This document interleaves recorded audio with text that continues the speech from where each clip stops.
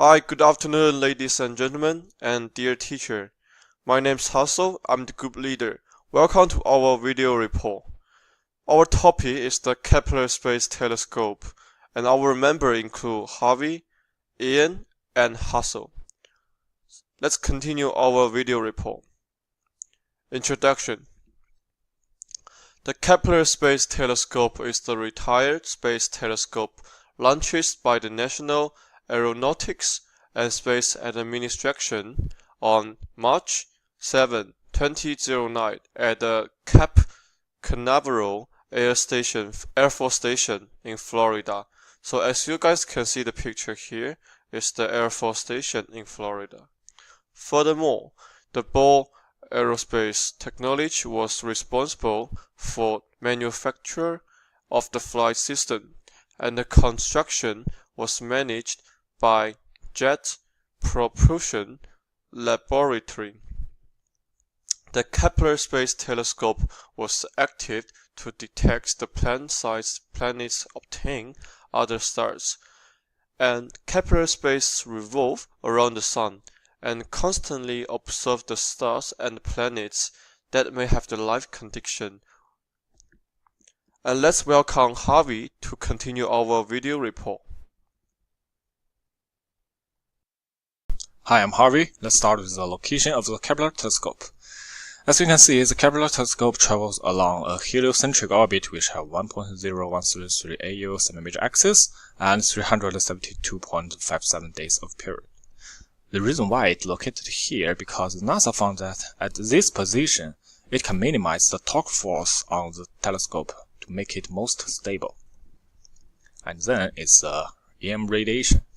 The Kepler telescope detects EM radiation that have wavelengths between 430 to 890 nanometers, which is the whole region of visible light and some part of near-infrared light. Then is the design of the Kepler telescope. At the top of it, it has a sunshade to reduce the influence from sunlight. And behind of it is the photometer, which is the most important part of the telescope that contains lens and data loggers. Here is the radiator used to cool down all the electronic devices inside of it, and the solar array are used to generate electricity, and reaction wheels are used to provide powers for the telescope to control the move. These two antennae are all used to contact with the ground, and as you can see, all of these three devices, state recorder, star trackers, and avionics, are all used to analyze the data that's collected by the photometer. And then let's welcome Ian. Hello everyone, I am Iyad, and today I'll be talking about the techniques that was used in Kepler Space Telescope and the results of the research it did. So, first of all, I'll be talking about the techniques of the telescope. Kepler Space Telescope mainly used transit photometry to detect exoplanets, and by transit photometry, we mean focusing the telescope into a specific point in the sky and taking several shots of that specific point every 3 seconds using the 42 camera sensors inside the telescope, and they take the best photo which contains the highest amount of light, and that can be collected through the aperture and the optical lens that's also inside the telescope. After that, they transform it into pictures via the small lens mirrors that's also inside the space telescope, and after they transform it into photos, it can be visible to the naked eye. So, after the techniques, I'll be talking about the results of the research of it. So the main reason for Kepler Space Telescope was to find new planets in the Milky Way, and the results were astonishing. The telescope commenced its mission in 2009 and ended in 2018, discovering around 4,034 planets.